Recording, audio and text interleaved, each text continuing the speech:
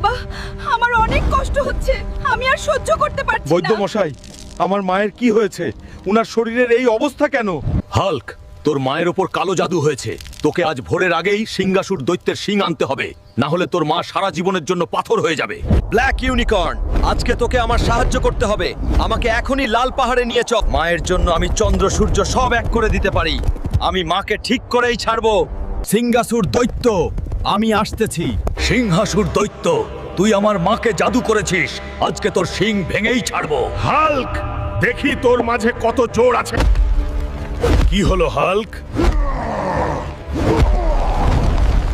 সব হাওয়া কি এখন বাহির হয়ে গেল?